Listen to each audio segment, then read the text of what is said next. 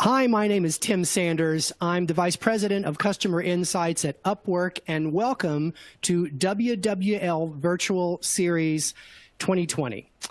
COVID-19 has forced people around the world to fundamentally rethink the way they work. And it's not just about adjusting how teams work together remotely. It requires a lot of organizational agility and being able to effectively evaluate business decisions to adapt to an ever-evolving market condition is crucial in what many call the next normal.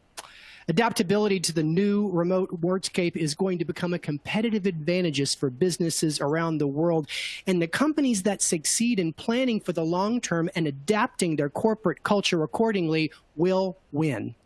In this webinar, I'll have a discussion with the Logitech Vice President and General Manager of Video Collaboration, Scott Wharton, and we'll talk about strategies and best practices to help companies make this transition to become more agile and more remote in their models of work. Scott, welcome to WWL. Great to be here. Thanks, Tim. Been looking forward to this. Absolutely. I mean, wow, Logitech, as they say in consumer media, having a moment. Tough to get Logitech equipment. That must mean it's the gold standard. So first and foremost, congratulations.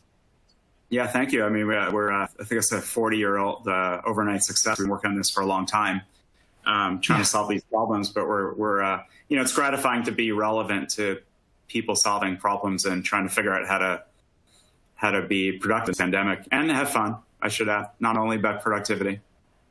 That's right. That's right. And I'll tell you right now, fan person of Logitech, this 930E is one of my 3 or 4 most important business tools, right up there with my laptop and my phone. So congratulations. So let's talk a little bit about remote work. One of the big takeaways coming out of this great remote work experiment is that remote work is, in fact, working. So my question for you, Scott, is how have perceptions of remote work shifted amongst business leaders that you speak to? Well, I think it shifted in a couple of ways. One is that I think that before this thing happened, there was a perception among a lot of traditional companies and workers that remote work didn't work. I remember we were together at the UpWork conference last summer. And I remember the stats saying only 42% of companies actually allowed remote work, which I thought was astonishingly low. Almost laughable compared to work today. And part of it is perception that is people who are remote are not working, they're not productive, and that you really need to be next to someone kind of watching them to make sure they're doing work. I think we're seeing through this grand experiment that that's kind of bullshit, that people are able to keep working. And in fact, I think some of the studies have shown, and I think some of us feel it out there, that in some ways you can be more productive than when you're in the office. Now, we'll talk about some of the trade-offs there, but I think we're seeing that this idea that you needed to be physically present is just, it's wrong. And I think we're seeing a lot of people change their minds about that around the world. Let's talk about productivity. Now, there is good research, Scott, before COVID-19 done by Nicholas Bloom, Stanford University. They said that remote workers are 13% more productive based on deliverables, not hours worked, but deliverables, than their in-office cohorts. Talk to me about what you've experienced, even amongst your working team, about this productivity rise since we went all remote during quarantine. Well, I think this is a funny thing. We'll have to talk about what productivity actually means. So I think part of the idea of productivity is the obvious stuff. You're not spending time commuting, you're not spending time going between meetings, and that the meetings that we're having are actually more impactful because we're doing them on video. If people are coming in over audio, I mean, quite frankly, we should talk about that too. They're just not as good. In fact, they're kind of awful. I remember reading or listening to a podcast with Freakonomics where I think they cited some studies, and then they asked the same people, do you want to go back to the office? And, some people said, yes, I do. And I think part of it is that productivity can be defined by the work that you're doing with teams. It could be done by writing a document. And there's also productivity by just people collaborating together. I do think there is some value in the serendipity of people being around and colliding into each other, whether it's in an office or at a trade show. But I think in terms of actually getting done the work, you have a task and you try to get it done with teams. I think we're seeing that it's pretty good, if not in some ways better, because you don't have a lot of the distractions that you may have when you're in a social environment in the office. Now, there are downsides to that too, but productivity, yeah, I think many people are reporting that it's better. Yeah, distractions, in-office distractions, there was nothing more distracting to me than seeing those white knuckles coming over the top of my cubicle. The multitude of conversations you have as a manager with people as you try to go get a cup of coffee. Talk to me about some of the distractions you think people are experiencing working from home right now, because obviously distractions in a work from home during pandemic are a big deal. Talk to me about how some of those new distractions have come along and what you've done to help coach your people around those. More of it is just family life. I think there are people who have young children at home where the kids come running in. I think that can be a distraction. I think I've experienced some time, like when I'm in the office, my wife might not ask me to do things, or if I'm sitting here, hey, can you do something for me? Or I actually end up sitting by the front door, and when people come by, if they're looking for my wife or someone else, they just assume that I'm the receptionist here, right, ready to talk to them, even if I'm on a walk. So hopefully that won't happen now. But yeah. I think there are all sorts of distractions that do come up. But in general, if you're more sitting at a workstation, I think what people are finding is that you're more focused, and you don't have the things where people are bothering you in the office, or you don't have to walk from place to place. So anyways, I think people are also reporting working longer hours. We just did a study internally, and probably not surprisingly, people said they're working longer and find it hard to break away, which I think makes sense when there's not as much of a split between working at home and your personal life. How much longer are they working? I mean, I know it's going to be an estimate. It doesn't apply to everyone. What's your estimate? I've seen estimates of about 15%. Now, part of that is account for the commute, or people not commuting, but part of it is just, I think a lot of us have experienced this, when you don't have that hard delineation when you're in an office and you're driving or commuting home, wherever you get home. You tend to the days drag on, and it's harder to get away. And part of it is, I think, for some of us who really love our jobs, as I think we do, it's not that you're working because you're still, we're getting engrossed into it, and it's hard to have that break. So I think we should talk about some strategies of how do you account for that, and things that you need to do to force yourself to kind of make those breaks that are artificially driven by getting into a car or commuting with mass transit. Yeah, I do think so. I don't know if you met her at last year's Work Without Limits conference in Chicago, but Tammy Bieland is with a training firm called Workplaceless, and they help companies become fully distributed. And what she said is that what they've noticed in the last month or two is that with all of the negative news out in the world, a lot of people are working more because that has become, surprisingly, Scott, the new escape.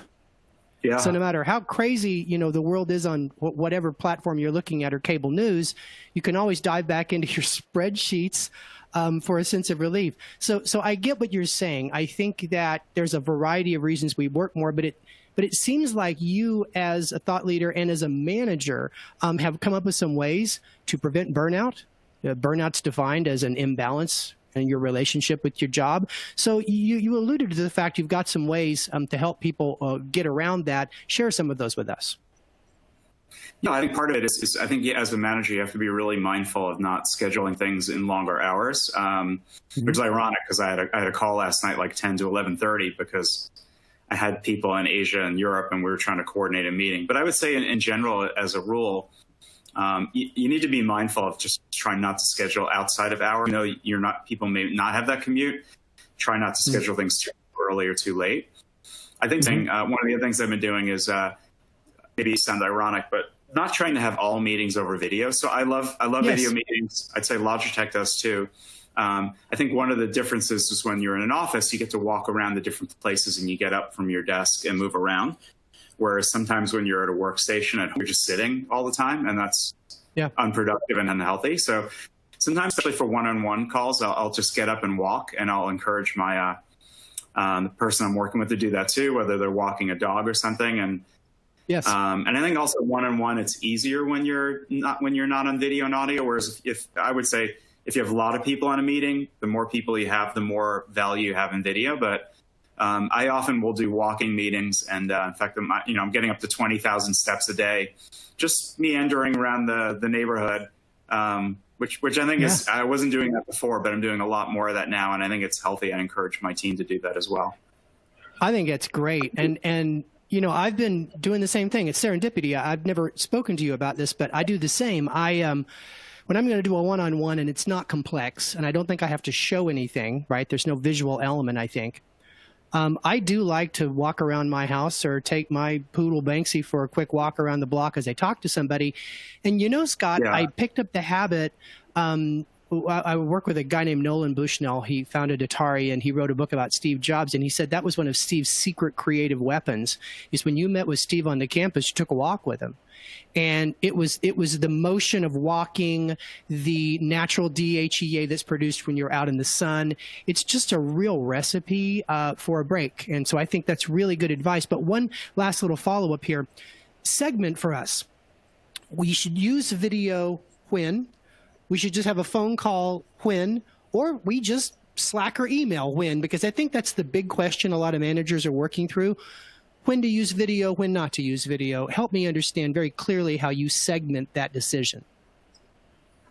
I mean, I think video is useful in most cases just because it adds that extra element of information that you really need when you're having a conversation that you don't get with audio. I would say the bigger the groups get, the more important video gets, because if you're only doing an audio call, and I think we've all seen some of the jokes where you don't know what's going on, you don't know who's talking. I think it's also easier to zone out. Whereas if you're having a conversation with people, you can see them, you're paying more attention, which I think is part of the irony. Is the reason why people are more fatigued is that they're actually paying more attention in some cases. Right. I would say audio is good one-on-one. I think if you're having multiple people, I would not do it. I would say, I think you gave some good examples where if you have a directed conversation where you need to show something, or you're trying to convince something to somebody, or maybe it's an intense conversation emotionally where you're really, it's important to see, not only to hear what they're saying, but see the visual cues. I'd say most of my audio calls are where it's some of my direct reports, and there's no topic. We're just catching up and we're bouncing back and forth to different things. And I find that some way, even on audio, just the fact of walking around, it's actually better in that you don't have the distraction of when you're sitting at your desk. We all have the, messages pop up, Slack, IM, something. And it's very distracting for, I know certainly for me, it's just hard to ignore all those messages. So the very fact that you're walking around, I think ironically means that you can really be more in the moment and pay attention to that person you're talking to, but doing it in a way that's more free-flowing as opposed to directed. Yeah, no, I agree. And I've been such a fan and advocate of video conferencing before COVID-19 for the last 3 or 4 years. And I read a piece of research a few years ago from Intercom. Remember them, the big conference call provider. And they went out and asked thousands of people, like, how many things do you do on the average phone conference call? And the short answer was slightly less than 3 things, like during a conference call. And some of the answers were crazy. Like the biggest answer was like, I'm doing other work, right? So I'm kind of grazing on the call, I'm doing other work. The third answer was I'm eating or making food. I've literally, Scott, had people, I've been on a conference call with them and I'd hear, would you like fries with that, during our conversation. But the number 4 answer was going to the bathroom. I mean, talk to me about the focus issue, like video accountability as one manager calls it. Do you find in your research and experience that when we are on video, because it is obvious when we're not paying attention, we in fact do pay more attention? I think that's true. And I think also on the corresponding side, if you're talking to someone, you could see if they're not paying attention or zoning out. So which is really important cue, because if you're giving information, as many of the people listening are, you imagine blindfolding yourself and just talking, or many of us who give a presentation when you're in an auditorium. It's really, really disorienting when you can't see what people are, how people are reacting. So I think it's part of the critical value of video. And I think there's an irony that people, there were people, I think before the pandemic would say, well, I don't really need video. I'll just do it over audio. And I used to joke, half joking, saying, well, when you go into your meetings at work, you should put a blindfold on. And they would say, what the hell are you talking about? I said, well, why don't you just put a blindfold on? Because that's what you're saying. Like, you don't need to see anyone, just go in there blind. They go, well, that's ridiculous, Scott. I said, well, what you're saying is ridiculous. Yeah, you're getting more information. And as knowledge workers, as I think most of the people listening are, getting information about what's going on, how people are reacting to it, that is knowledge. So to say that you don't need it is kind of I think, a little bit absurd. And now I think we're seeing that people who were doing mostly audio calls before and now are doing video, they're having this epiphany saying, well, yeah, I was wrong. Like, it actually is pretty good. How would I go back? Absolutely. And, this reminds me of the Albert Morabian, research from UCal Berkeley. We've been talking about it for 30 years, but it's been validated that over half of the cues we pick up to understand a person's intention are visual. And when we look at words on a screen, for example, to get extreme here, Scott, when we compare video to a Slack conversation, it's literally 5x in terms of those cues that we can deliver.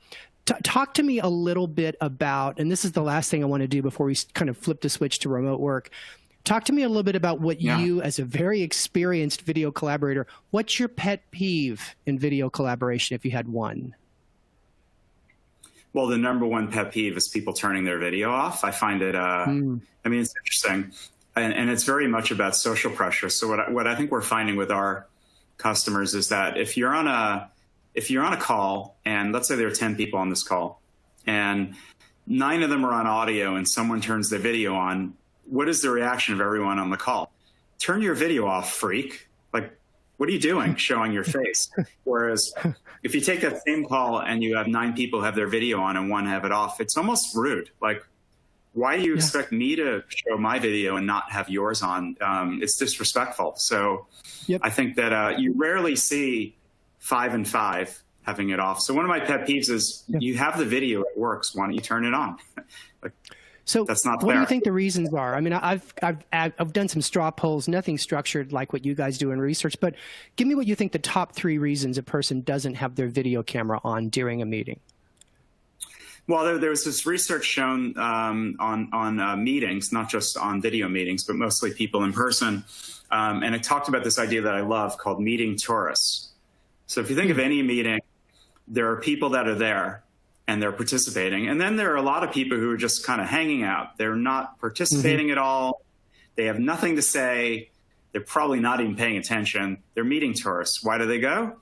They just want to be seen. They think that, well, I have to be there because unless my name comes up or it's an important meeting, even though they're not paying attention. So the study showed that 20% of all people who show up at meetings are meeting tourists, which is a complete waste of time. And what you should do as a manager is tell the meeting tourists, just go do something else. Like, you don't want to be here, fine, go away. Right. I think we're afraid to tell people to do that. So I think a lot of people just show up that they don't really want to participate. So they're kind of half participating and listening, but they're really not listening. And I think what we should really do is tell them, go do your work. You don't really want to be here.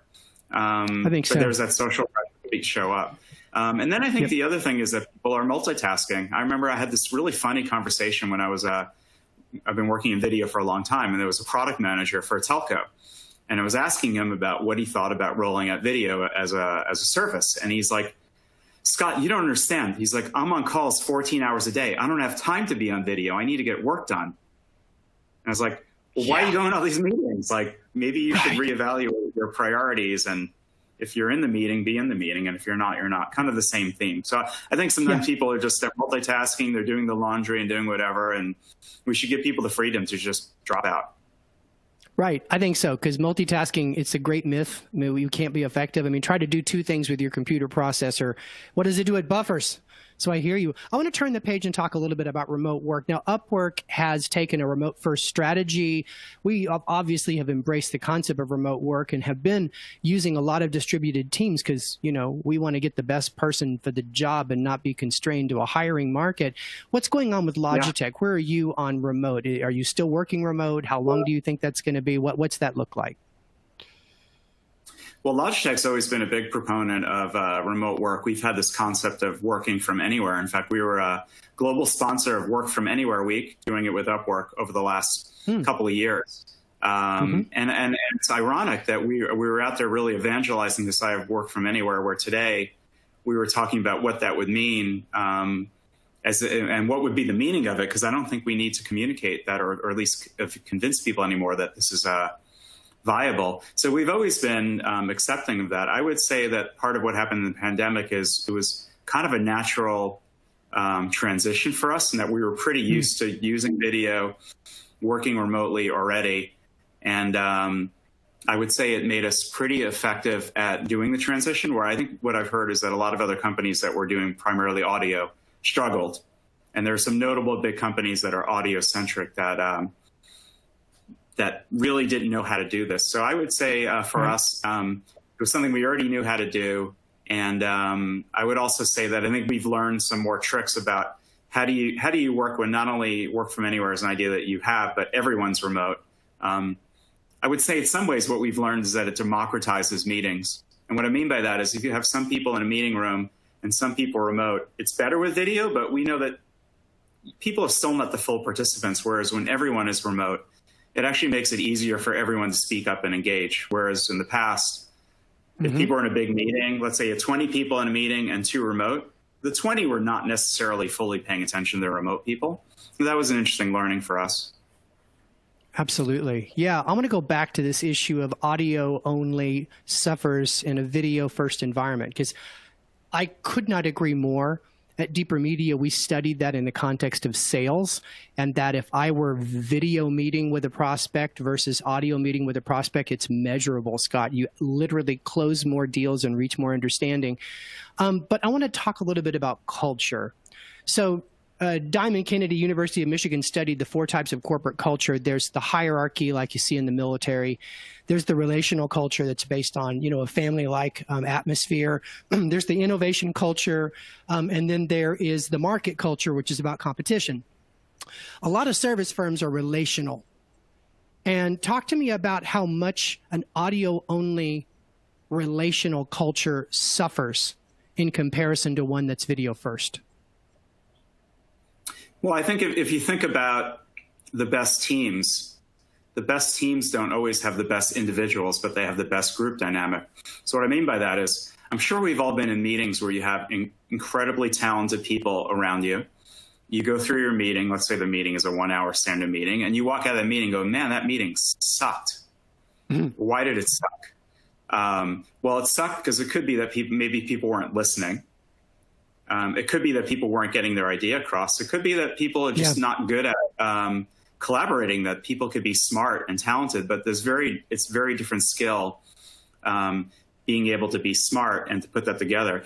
So one of the things I really appreciated when I went to business school a long time ago, all of our projects were in groups. There were no individual assignments, which I thought was completely different than what I did in high school and college, where everything was basically multiple choice, papers, et cetera. So when we did these projects, they all had to be done in a group, and the group got graded accordingly.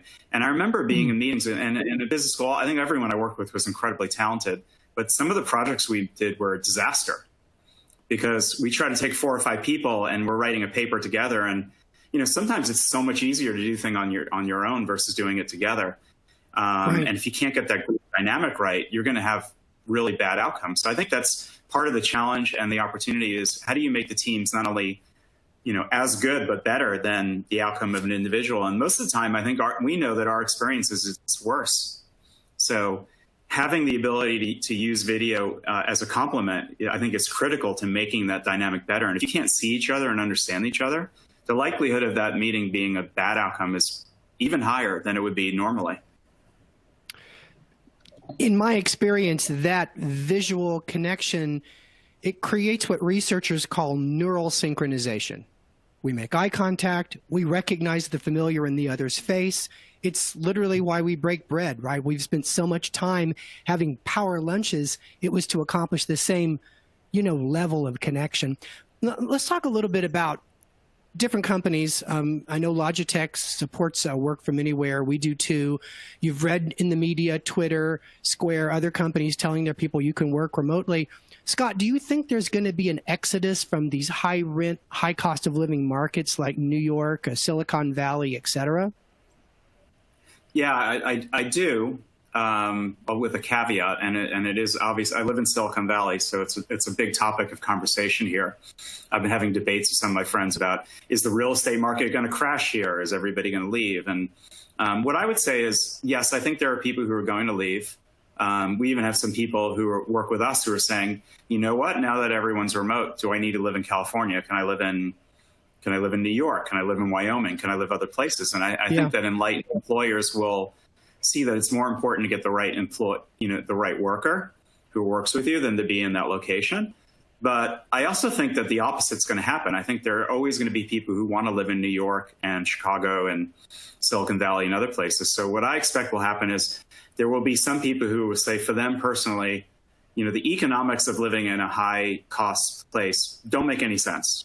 And they'll want to have the bigger house without those trade-offs. And then I think there are going to be, for every one person like that, I do believe there are going to be two people that say, I still want to be in the middle of things. And the pandemic, it won't be forever. It'll go away. And there's still the serendipity of running into people. And then there's the reason why people live in cities. They're kind of fun. So I'm not that negative on, I think there will be a short-term exodus. You're seeing it in New York and California with the prices going down. But I'm bullish in the long term that people still want to be in places that are interesting, exciting, good weather, good dynamics. And the cities are not going to collapse. But I think what's interesting is it will provide an opportunity for people to say, you know what? I don't want to live in these high rent places. I want to make a different trade-off for my life without having to not get excluded from the jobs. And I think that's one of the great things that platforms like UpWork do, is they basically democratize where you can be. So you don't need to be in a mega city to be successful. You can really be anywhere. Now, the big change, I think, is now employers are more enlightened because they've been forced to see, well, I don't need this person sitting next to me to know they're productive. I know they're productive anyway. So I think it'll cause a change where people will spread out, and then some people will congregate more. And there'll be, in a way, it'll be a reshuffling, which will be good for everyone. I talked to a CFO about this, and he explained to me, quote, "You can't have your cake and eat it too." And I said, "What do you mean by that?" And he says, "Well, don't think we won't all recalibrate salaries that were inflated in markets like San Francisco and New York because of cost of living. So when you move to Wyoming, we probably are going to adjust your salary accordingly." Have you heard that too? Well, Facebook has already announced that they're going to do that. That's going to stop the exodus a little bit, don't you think? Well, I mean, yes and no. I mean, so you're not going to go from Wyoming to getting paid, 3x to 1x. It'll be more of an adjustment. So the cost of living, if you're living in Atlanta or Wyoming versus in Chicago or Silicon Valley, you're still going to be way, way, way better off. And the reality is it's better for the employer. If you're getting someone who's super talented, it's probably better to keep them and retain them if they want to live in Atlanta or somewhere else. They're also maybe less likely to churn because they know that you have that remote friendly policy. So I think overall, net, it's going to be better for the workers and the companies. And also, I think, as you said, one of the big challenges that we've had in the past is all of us are trying to cram so many people into these mega cities. And if you can keep the people who really want to be here or need to be here, but then spread out, I think it's just going to allow all of us to have access to better talent.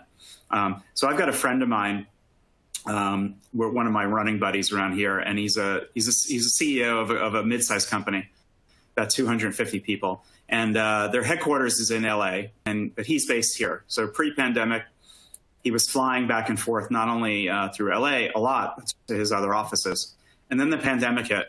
And what they found is all the offices were closed around the world. And then so they decided last week that they're going to close all of their offices and go all remote. And this is not a radical, real particular tech company. It's a tech company, but average in the way they approach things. And the main reason why they wanted to close the office is one, people preferred it. So they did a study. They asked their employees, and I think 83% of them said they prefer to close the offices. The second thing is they gave more perks for working remotely, like paying for some of the stuff. But then the more important thing is they said, as a tech company, they're in places like LA and other places where they don't have the same level of tech talent that you may have in San Francisco or other places. And they said, now we can hire anywhere in the world. We're not tied to hiring only people in LA. So all the talent. And I think there are a lot of companies that are going to have that epiphany saying, why can't I just get people from everywhere? Why do I have to have people in this 30-mile radius? No, absolutely. And I think it's also going to create a very interesting IT challenge. And what I mean by that is that IT is now going to have to look at various markets like maybe a Wyoming where the bandwidth isn't very good. And, you think a lot about Google, how they've laid fiber in cities. I kind of think into the future, and I think that companies will become much more proactive about remote IT infrastructure. They've invested a lot in enterprise. I want to ask you a question about enterprise, but first I want to let everyone watching know that in about 10 minutes, we're going to start taking questions from you. So please use the Q&A tab, ask your questions. In 10 minutes, Scott will start answering them. I mentioned the word enterprise. I want to talk about that for a second. So IT managers are telling me, we're having to really scope and think about the kind of equipment that we, send to people that work remote, not just from a security standpoint, but from a quality standpoint. Are they video enabled? Have we thought about their bandwidth solution so they're at least getting 10 megs up, which is geek talk for, decent video. Scott, right. Logitech has an amazing array of enterprise solutions for group-wide video collaboration in the office. But in the new world of work where a lot of people are working from home, talk to us about the Logitech stack equivalent for those people. Yeah, I would say one of the reasons why we're doing well is that we were not only being successful in the conference room, but we already had a really substantial business for personal devices, what we call personal collaboration devices. So, for example, we're a market leader in webcams. We have 80 to 90% share of webcams. I'm using a Logitech Brio right now, which is a 4K webcam. I'm kind jealous. of the gold standard. I'm jealous. Well, maybe we can hook you up later. Hopefully. So being being really strong in webcams, I think has helped us. We've also been a player a long time in headsets, and we just recently refreshed a lot of our personal headsets. So I've got one here that I use a lot of out of zone wired and zone wireless headsets that are really good, not only for preventing the fatigue, but also, I've had construction in the house and being able to knock out some of the noise. And we're also fortunate we have some of the prosumer stuff. Like we own, a year and a half ago, we acquired the company Blue, which makes the Blue mics. Yeah. And many of you may know of the Yeti brand. So I'm using, you're on a Yeti now, right? Yeah, I'm on the Yeti mic. See it. Wonderful. Right here. Awesome. So, I think that's part of how we're benefiting is that we've been supplying these products for a long time for personal use. And as people moved home, we were kind of ready to be able to meet some of those needs also for personal use. And what I think will happen is the term that I've been hearing a lot, I heard Microsoft talk a lot about this yesterday, is the hybrid workplace. So people talked about going to the office as being the primary. And then I think we all kind of switched all the way over to everybody's working from home. In the future, I don't think it'll be all or nothing. It's not like everybody's going to, after the pandemic stops, we're going to go back to the office. People realize now that there'll be a hybrid where some people will work permanently from home. Yeah. But probably the really different thing is that some people will now work a couple of days from home. Because you don't need, if you're just doing your email, you don't need to go in the office anymore and sit in these long rows of desks and put your headset on and zone out. You can just stay home wherever you are. So I think the big change is you'll see this hybrid, and I don't know whether it'll be 30-70 or 70-30 or some combination. But I think that's really maybe the big thing that we should talk about is what does that world look like? How do the offices look like? How do companies look like when you have this hybrid? Yeah. I think it's a good topic, but I want to stop just for a second. You mentioned headsets. You held up your headphones. I got a reason. You got a reason. Let's talk about them both. So I once Googled why does a podcaster, and she's the only one on the podcast, why is she wearing headphones? Because I always looked at that and thought, that's odd. Why you need headphones? I read that the reason that we wear headphones and we plug them into the microphone headphone output, which I've always wondered why that was there, is because we don't shout when we do that. And Nick Morgan wrote a book called Can You Hear Me about this phenomenon that either when we're recording for distribution or especially, he says, in video, we're so aware of the distance between where I am in Las Vegas and where you are in the Silicon Valley, we have to temper our habit of shouting. And I've actually watched back a lot of video, and I noticed that, the podcaster with headsets, they hear their voice, and it causes you to talk at a conversational level. And that's one of the advantages of headsets. But you have another theory about why headsets are good to wear during a video conference as well.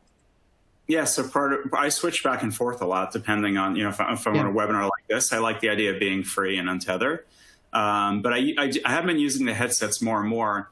And I wasn't before. And I think the main reason is this idea of fatigue, or people call it Zoom fatigue, but it's a general concept. And I think people are just attributing it to the video. But I think what they don't realize is that when you get together with someone, our brains are wired for extremely high fidelity of audio and video. We don't think about it that way, but we're processing audio and video in person. When it's emulated, when you're doing it remotely, we're also doing audio and video, but the audio and video is not quite as good as you're there in person. So I think if any of you have experienced this idea where somebody's audio is breaking up and you do this weird thing where you kind of lean in or you squint your eyes, and you maybe wonder, why are you squinting your eyes to hear? Like, what does that have to do with your eyes? It has to do with your brain concentrating extra hard to pay attention. So when we talk about the fatigue, that's essentially what's going on, is that you're listening and talking and seeing in a way that you're not paying attention as much all day. So part of the way to combat that is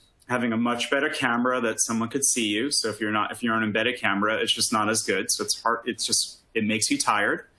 And then on the audio side, if you have the audio directly in your ear, it's easier to hear it. If you have the mic closer to your mouth, it's easier for someone else to hear you. So I would say having better equipment is good for everyone, not only necessarily for you, but also for your colleagues, so you're not making them as tired. Absolutely. And you talk about you like in this situation, you don't wear the headphones, you want to be free. Are you wearing pants, Scott? That's the burning question for video conferences these days. I don't know. Should I stand up? Stand up, Scott. Yeah, I am Perfect wearing pants. That's what we call it. Okay. I'm wearing my standard jeans. Wear them every day. Okay. Well, we appreciate the respect. Now, you mentioned earlier we should talk a little bit about the challenges of managing hybrid, and I want to spend our last few minutes before we move to Q&A. And the first question I want to ask you is, as a manager and a leader, what's been your biggest challenge in managing people working from home during a pandemic? I think the biggest challenge is that when you have those opportunities, whether you're in an office or whether you're going to these things called trade shows, which are not, remember when we used to do those, you have the opportunity to not only, you have the opportunity to not only talk about work, but also life and let things meander, and you kind of learn things about people that you don't necessarily learn when you're in the meeting. And part of why that is that when you're in a meeting with people, people are performing, and then when you're with people for a long time, people let their guard down and they start becoming more open and honest. I think that's just human nature.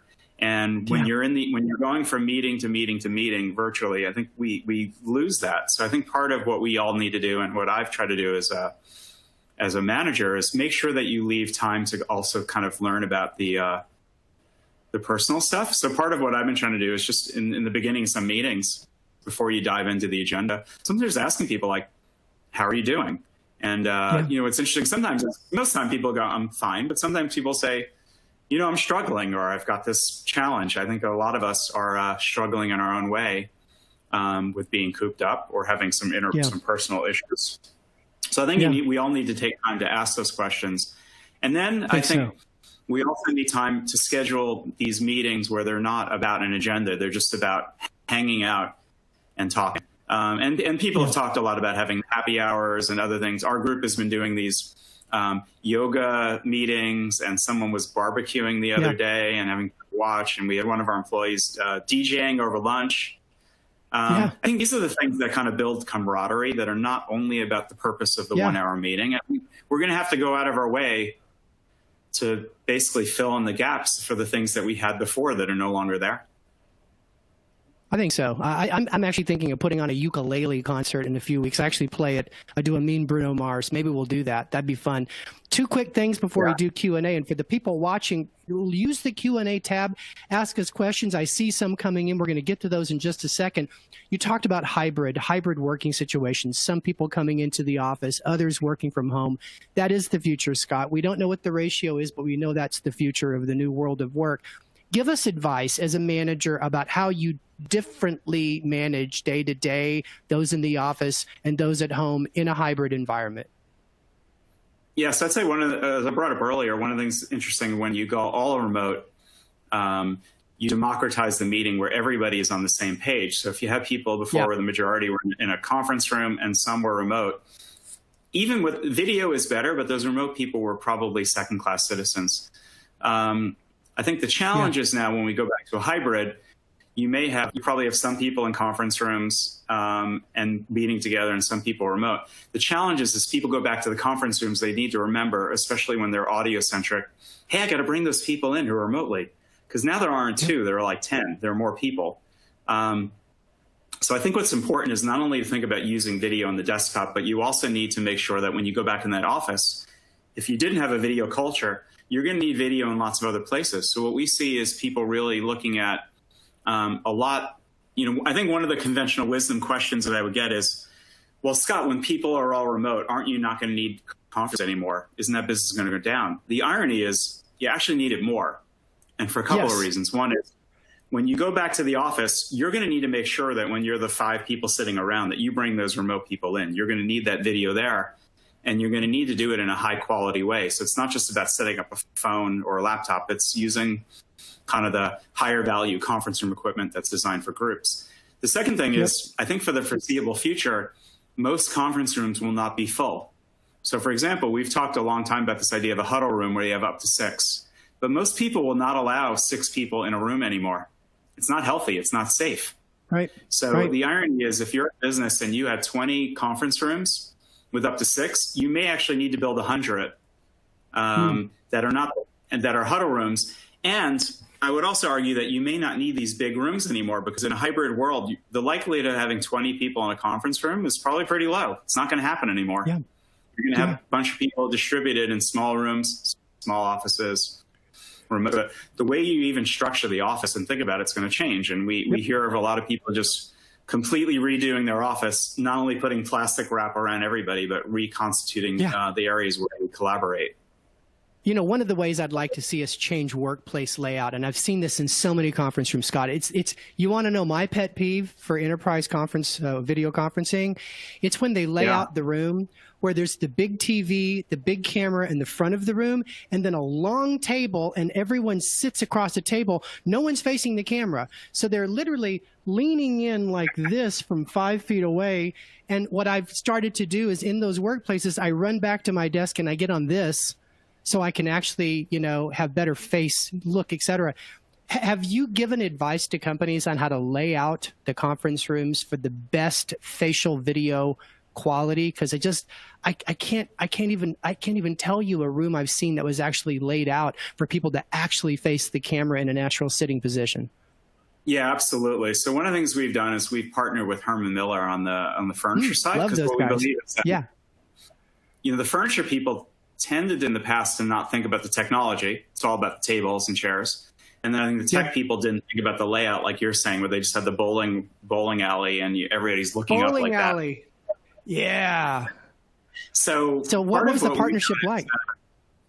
Yes, so part of what we've done, like for the VC group, we have our own mini boardroom, and we use this table by Herman Miller. It's called a guitar pick. So you're a ukulele player. You think about it, it's shaped like a guitar pick. So everybody around the table can be seen without having to lean over. And I think it sounds silly, but I think it's a simple solution to creating the table so that everybody can be seen without, and it's all about thinking, all right, if there's a camera there, how do you make sure that those people can see as opposed to everybody sitting in an office? So that's one thing. I think the second thing is in small rooms, traditionally when you had high-end video conferencing, the field of view was very narrow because it was designed really for these very large bowling alley rooms.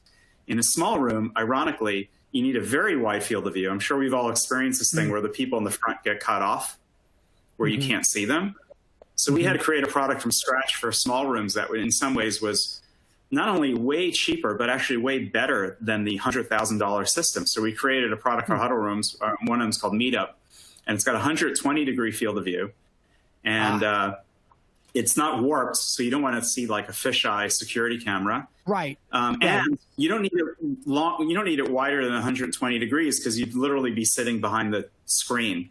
So I think thinking about things like that, like how do you have the right camera for small, medium, and large rooms, and they're all going to be different. And I'd say the last thought is where we're going with this. If you think about watching a sporting event, there's not one camera on your football game or your baseball game, et cetera. There are lots of cameras. They're moving it around. You got a director.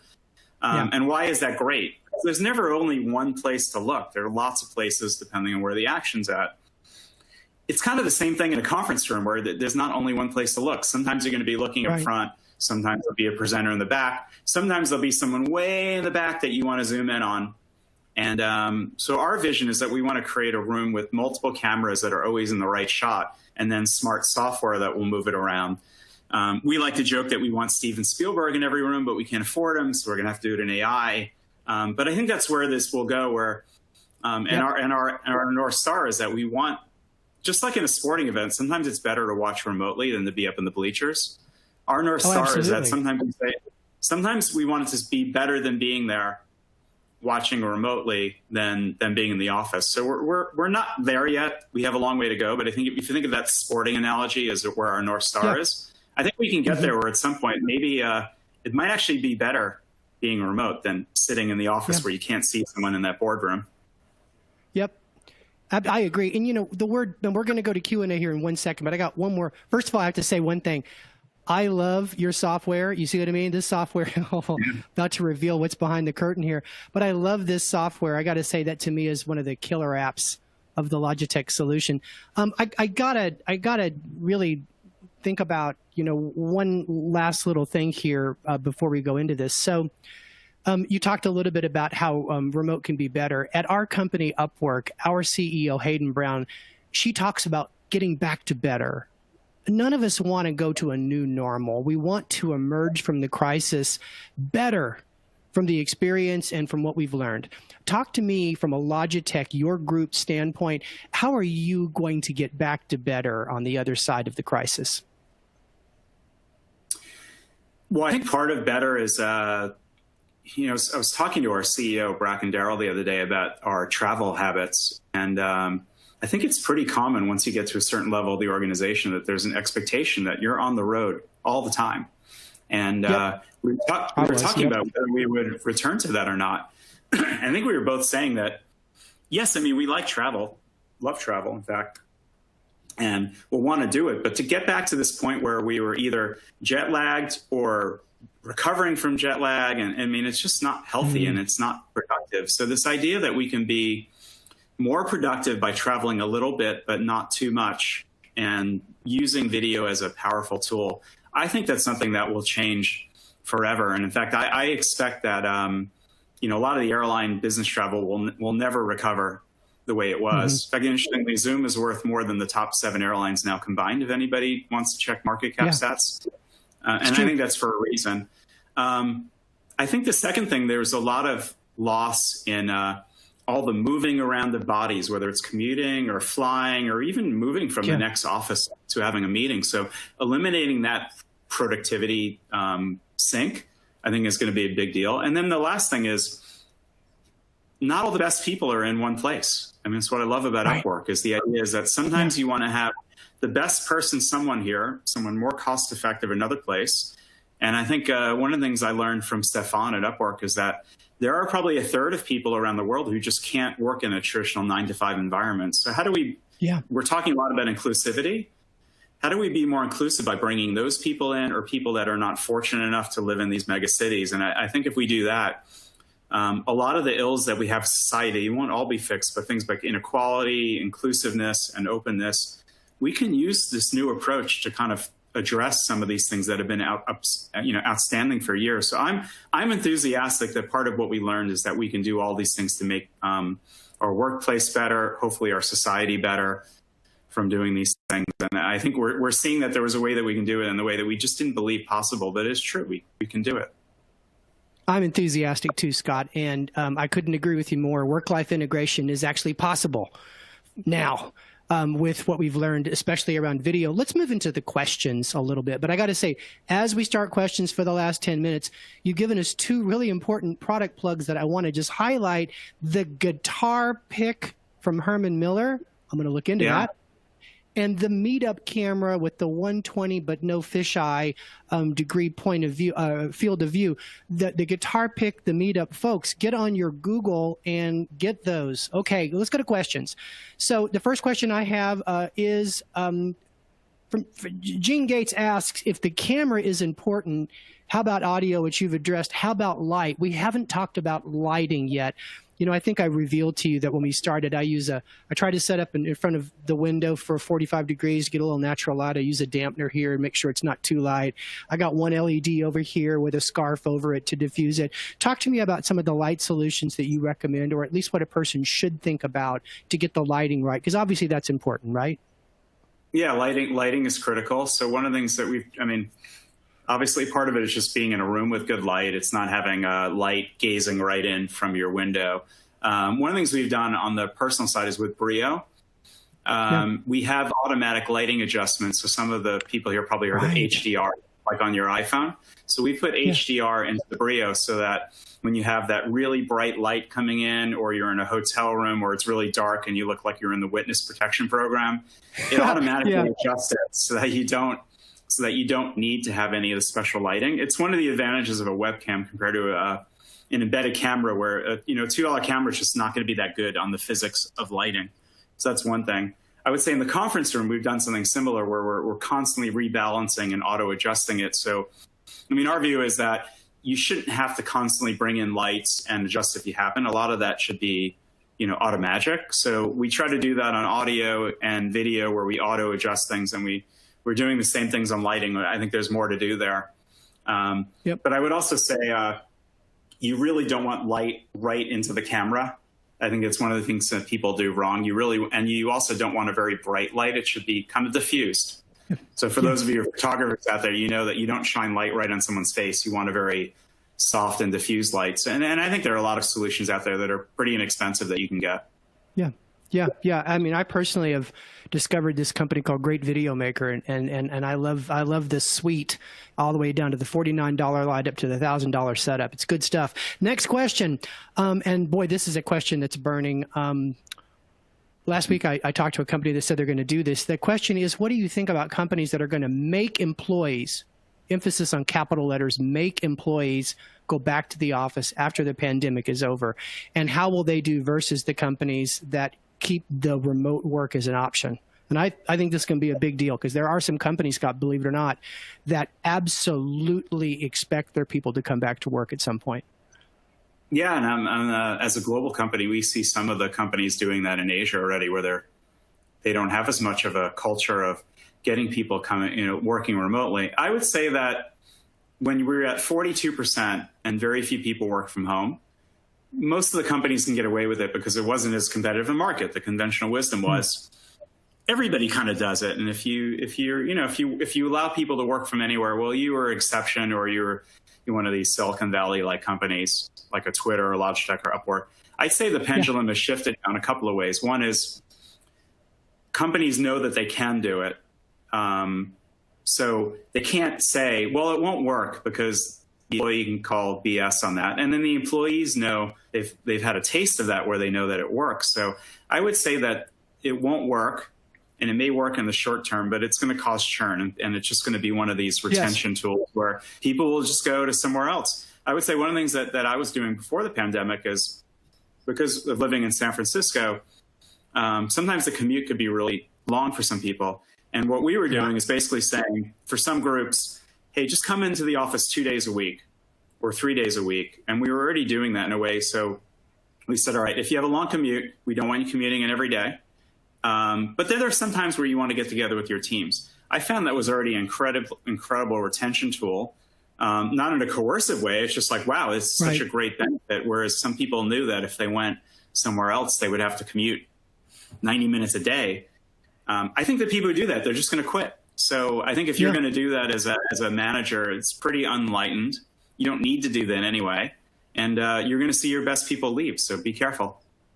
Yep, I agree with you. I absolutely. It's like the question of, do you want the best locally available person, or do you want the best globally available person for the job? I think that's the burning issue, from a talent standpoint. Here's another question, and I'm glad we're getting to this topic. So you are an expert in video collaboration. talk to us a little bit about how we can collaborate remotely effectively? Good question, because you're an expert on collaboration as well. Give us just some best practices about how do we like restore the effectiveness of collaboration when we're from a distance? Yeah, so last October we did this event which we called a meeting moonshot, and the idea was to not only talk about video conferencing, but we said, all right, if meetings are what most knowledge workers do, and the average meeting is about an hour, and most of the world now spends money on people versus machines, then the most important thing that all of us can do to make us more productive is to make meetings better. And then we asked people on the ratings, how do you rate meetings? And most people rated it 2.5 out of 10. It's pretty bad. Right. Right. So there are just some common things like have a meeting agenda and drive the agenda. And then, you know, there are things like ask people questions using video. I mean, start the meeting on time. Nothing pisses people off more than you showed up on time and then everyone's late. It not only is a lack of productivity, but it actually annoys people. They feel angry. And the other thing is schedule the right amount of time for the meeting. Don't let not everything needs to go to an hour. Sometimes a meeting could be a half hour. Sometimes it should be longer.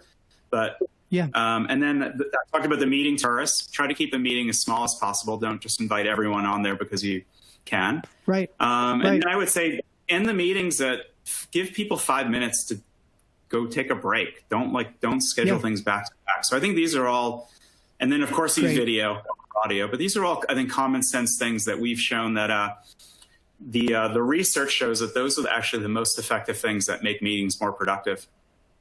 Great. And a little tip here for those watching. If you want a meeting to start on time, then if the meeting's going to start at 10, I want you to have a 9:50 gathering time for small talk, chit chat. In the old world, we had donuts in front of the conference room. And then you have a 2-minute warning. And in that 10 minutes, Scott, what it allows you to do is take all the people that are late and use Slack or something to round them up. Because I agree with you.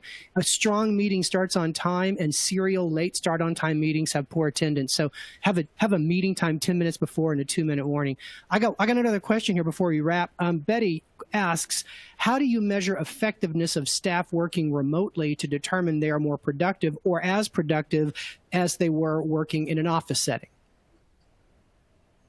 I think the main thing is, are they getting the job done that you're asking them to do? I think if you look at where we are today and 100 years ago, we used to have punch cards and measure people up on an hourly basis when we were in factories. And that worked when everything was very piece-based from a task point of view. But when you're doing creative work, that doesn't really make sense. Like, how do you measure the creativity of someone? It's like, be more creative right now. No, that doesn't work. So I think you really have to look at the output. And the reality is someone could be more creative remotely than sitting right next to you.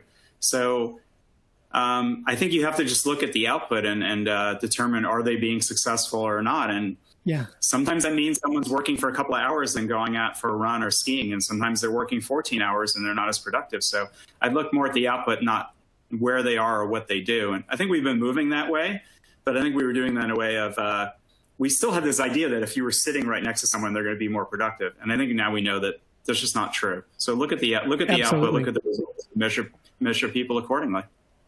And that's a big insight here. Betty, I invite you to Google a book called Working Remotely by Teresa Douglas and team.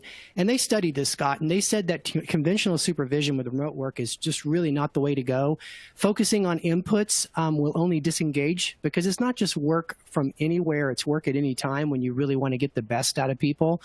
And, you know, what she talks about is that we as leaders, we've got to get better at defining our desired outcome, communicating a desired outcome, and shifting one-on-ones to outcome delivery management, meaning how do you prioritize time to deliver, and having the focus on the what and not the how much, right? So I think to put a bow on what you said, it really requires a new leadership paradigm about becoming outcomes-based, I do think. I want to close up one last thing here. You got a minute. I know Logitech's done a lot of research recently on remote work. Is there any kind of high points you just want to share about some of Logitech's findings about embracing the new normal as we close? I'd say the number one finding that we learned is that people like it, overwhelmingly like it. I think that the conventional wisdom before is that, oh, there's a special type of personality that needs to work remote, or you need to be have a certain type of culture, or most people can't work remote because they can't really manage their time. They need to be in an office, and I think we found this, like 85% of people said they like it, they're more productive, and when the pandemic subsides, they don't want to go back to the way they were working in a 5-day-a-week commute. They want to do at least, and it's probably more 2 to 3 days a week. I mean, I think most people are in that sweet spot. Some people said they want to do it permanently. I think that's the most interesting observation, is that the dogs like the dog food, like people like it. And so it's not only about productivity. I think if the worker said, you know what, this kind of sucks, I don't want to do it. Now I fully acknowledge that some people would say, I have kids around, or there's value in going on a trip or going to the office just to change my mindset. But I don't think the reality is, I think almost no one says they want to go back to 5 days a week in an office, and that's a huge change. Yep. And I don't see, and because of that, I don't see us going back to the way we are, which is mostly a good thing. Yep, I think it is a good thing. I think we are getting back to better. Scott, thank you so much for joining the WWL virtual series. You're a wealth of information. I've gotten myself personally so much out of the last hour. We appreciate your generosity. And like I said before, Logitech is my go-to tech for working from home. So thank you, Scott. Thank you so much. Great. Thank you. I really enjoyed the conversation, and hope everybody listening to it enjoyed it as well. Take care. Thank you. And take care, everybody watching, and tune in on our next WWL virtual series installment. I'm Tim Sanders.